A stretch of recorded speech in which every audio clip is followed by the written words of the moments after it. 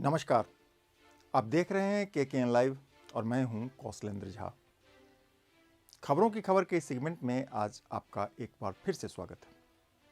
26 जनवरी 1950 को भारत ने अपना संविधान अंगीकार किया था। तब से आज तक हम 26 जनवरी को गणतंत्र दिवस मनाते हैं।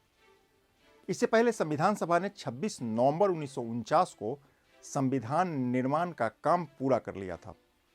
संविधान सभा की कई यादगार बातें हैं।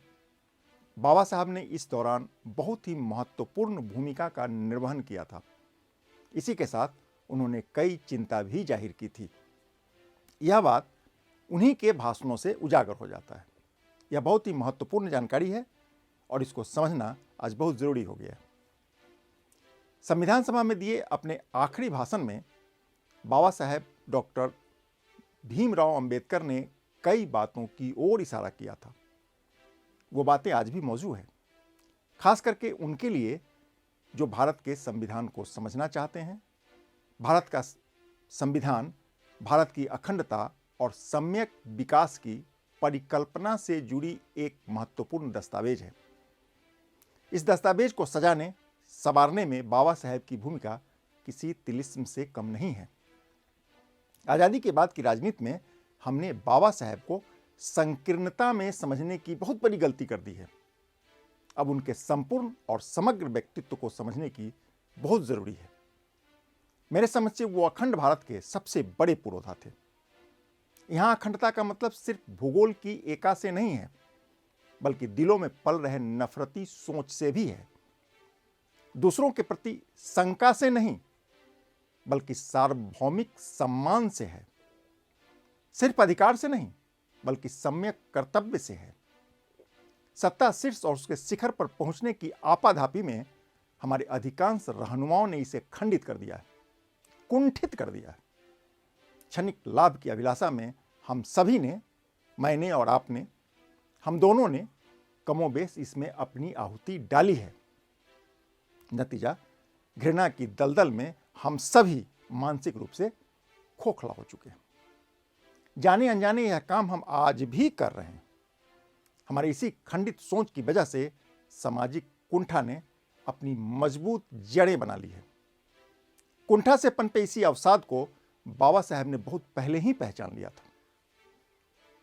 उन्होंने इसके उपाय भी सुझाए हैं, पर दुर्भाग्य से हमने उसका अनुसरण नहीं किया। बाबा साहब ने इस खतरा को बहुत पहले ही भांप लिया था। इसमें का कुछ अंश आज हम आपको बताएंगे। आप इस वीडियो के साथ अंत तक बने रहिए। वह 25 नवंबर 1949 का दिन था। भारत का संविधान लगभग पूरा हो चुका था। अगले रोज यानी 26 नवंबर 1949 को संविधान सभा को डिसॉल्व करना था। इसे ठीक एक रोज पहले यानी 25 नवंबर को बाबा साहेब डॉक्टर भीमराव अंबेडकर ने संविधान सभा में अपना आखिरी भाषण देने के लिए जैसे ही उठकर खड़ा हुए, पूरे हॉल में खामोशी पसर गई। यह भाषण इतिहास के पन्नों में दर्ज होने वाला था। इस भाषण में बाबा साहेब ने नवनिर्मित राष्ट्र के सामने आने वाली चुनौतियों को विस्तार से समझाने की कोशिश की है। आजाद भारत के भविष्य को लेकर बाबा साहेब की चिंता को नजरअंदाज नहीं किया जा सकता है। कहते हैं कि 25 नवंबर को संविधान सभा में बोलते हुए उन्होंने सबसे पहले इसी विषय को उठाया था, यानी इस ओर इशारा किया था। आजाद भारत के भविष्य में आने वाली खतरों को लेकर उन्होंने बहुत ही आरंभिक दिनों में जो संकेत दिए थे वो आज सच साबित हो रहा है। उन्होंने कहा था कि ऐसा नहीं है कि भारत इससे पहले कभी स्वतंत्र देश नहीं था, बल्कि लंबे समय तक भारत एक स्वतंत्र और मजबूत शासन प्रणाली रहने के बाद भी गुलाम हो गया। मुद्दा यह है कि हम पहले भी अपनी स्वतंत्रता खो चुके हैं, यह बाबा साहब कह रहे हैं। कुछ लोगों की बेवफाई और विश्वासघात की वजह से हम गुलाम हो चुके हैं। दुर्भाग्य यह कि यह समस्या आज भी हमारे समाज का हिस्सा बना हुआ है, यानी खतरा तो है। बाबा साहब इसी खतरा की ओर बार बार इशारा कर रहे थे। बाबा साहब ने अपनी बातों को समझाने के लिए इतिहास के कई उदाहरण गिनाए। वो कहते हैं कि मोहम्मद बिन कासिम ने जब सिंध पर आक्रमण किया था, तब सिंध के राजा दाहिर सेन बहुत ताकतवर राजा हुआ करते थे, पर उनके कई सैन्य कमांडरों ने कासिम से रिश्वत लेकर अपने ही राजा को धोखा दे दिया। इससे सिंध को बहुत नुकसान हो गया, सभी का नुकसान हुआ, सिर्फ राजा का नहीं हुआ, वहां के प्रजा का भी हुआ, धोखा देने वाले का भी नुकसान हुआ। पर इसको समझने में हमसे बहुत भूल हो गई या बहुत देर हो गई। बाबा साहब कहते हैं कि राजा जयचंद ने व्यक्तिगत दुश्मनी की वजह से मोहम्मद गोरी को भारत पर आक्रमण करने का न सिर्फ न्योता दिया, बल्कि तमाम सोलंकी राजाओं के मदद का भरोसा भी दिया। नतीजा पृथ्वीराज चौहान की पराजय हुई और हम सभी गुलाम हो गए। जयचंद के वंशज भी गुलाम हो गए।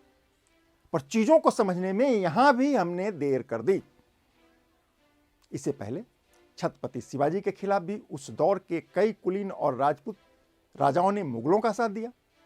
अंत में उन तमाम राजाओं को भी इसका खामियाजा भुगतना पड़ा, सभी गुलाम हुए, उनके साथ साथ उनकी प्रजा भी गुलाम हुई।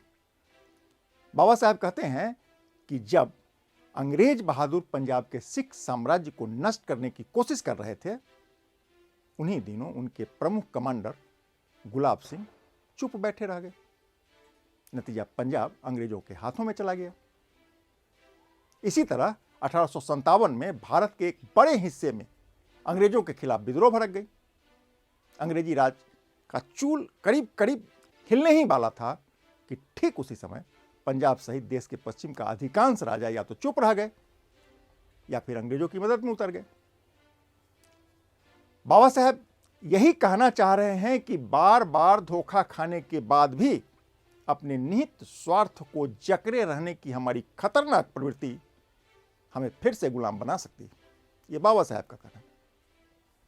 बाबा साहब इस बात को लेकर के बहुत चिंतित है। अपने पूरे भाषण में अगर उनका पूरा भाषण पढ़िएगा तो आपको समझ में आएगा, बहुत चिंतित है।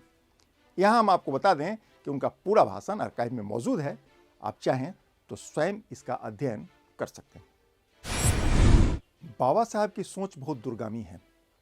वह कहते हैं कि जाति और पंथ के रूप में खंडित सोच भारतीय समाज में पहले से मौजूद है।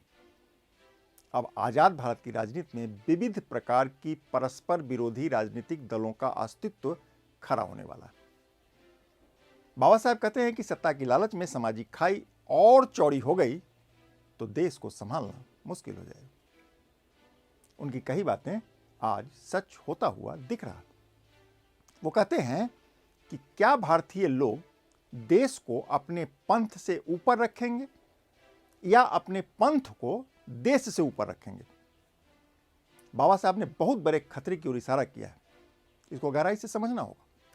बाबा साहब कहते हैं कि इस सवाल का सही जवाब मुझे नहीं मालूम है, यानी बाबा साहब भी कहते हैं कि मुझे नहीं मालूम है, लेकिन इतना तय है कि यदि देश की राजनीतिक पार्टियां अपने पंथ को देश से ऊपर होने का दंभ लेकर आगे बढ़ी तो हमारी आज़ादी फिर से खतरे में पड़ सकती है, और शायद हमेशा के लिए। मगर इस बार आज़ादी खतरा में पड़ा तो हमेशा के लिए हम गुलाम हो जाएंगे। यहां आपको बताते चले कि बाबा साहब सभी प्रकार के तुष्टीकरण के खिलाफ थे। बाबा साहब की चिंता की गंभीरता को समझना यहां बहुत ही जरूरी हो जाता है, क्योंकि बाबा साहब ने संविधान सभा में बोलते हुए दो टूक शब्दों में कह दिया है कि यदि भारत अब गुलाम हुआ तो फिर कभी आजाद नहीं होगा, यानी वो अपना अस्तित्व खो देगा। यह बहुत ही गंभीर चेतावनी है और इसको हल्के में नहीं लेना चाहिए। अपने भाषण में बाबा साहब ने आजाद भारत के सामाजिक और आर्थिक उन्नति को लेकर के कई बातें कही है, बल्कि बहुत सारी बातें कही है। उन्होंने साफ शब्दों में कहा है कि आर्थिक विकास के लिए हमें कुछ कीमत चुकानी पड़ेगी। उन्होंने कहा है कि आजाद भारत में सरकार के विरोध का तरीका अब बदलना होगा। बाबा साहब ने कहा है कि हमें विरोध के लिए हिंसक तरीकों का त्याग करना होगा, हर हाल में त्याग करना होगा।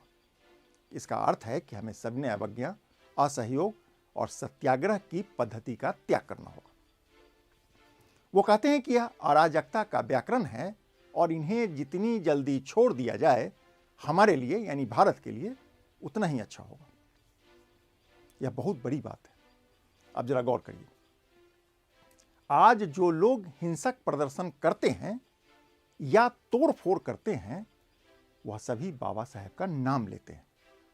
कहते हैं कि बाबा साहब ने ऐसा करने का अधिकार उन्हें दिया है, यानी प्रदर्शन करने वालों को दिया है तोड़फोड़ करने का अधिकार, जबकि उल्टा है। बाबा साहेब ने ऐसा करने से मना किया है।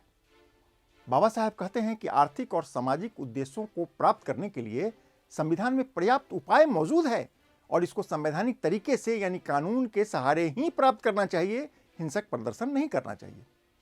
अपने लंबे भाषण के अंत में बाबा साहेब कहते हैं कि स्वतंत्रता निसंदेह आनंद का विषय है, लेकिन हमें यह नहीं भूलना चाहिए कि इस आज़ादी ने हम पर बहुत बड़ी जिम्मेदारियां भी डाल दी है। अब कुछ भी गलत हुआ तो इसके लिए हम खुद ही जिम्मेदार होंगे। अंग्रेजों को दोष देने का बहाना अब नहीं चलेगा। हालांकि वह बार बार कहते हैं कि चीजों के गलत होने का बहुत बड़ा खतरा अभी भी मौजूद है। लबल हुआ भी ये कि बाबा साहेब डॉक्टर भीमराव अंबेडकर ने शुरुआती दिनों में जिन खतरों की ओर इशारा किया था वह आज भी मौजूद है और हमारा मुंह चिढ़ा रहा है। मीडिया की लाइमलाइट में रहने के लिए हम अपने खंडित सोच का सार्वजनिक प्रगटीकरण कर देते हैं। इससे समाज में कुंठा का विस्तार हो जाता है। क्षणिक लाभ इसका हमें भले मिल जाए, पर दूरगामी नुकसान से इनकार नहीं किया जा सकता। इसको अब समझना होगा, सबको समझना होगा। जो राजनीति के लिए काम करते हैं उनको भी समझना पड़ेगा, सामाजिक लोगों को भी समझना पड़ेगा, आम लोगों को भी समझना पड़ेगा।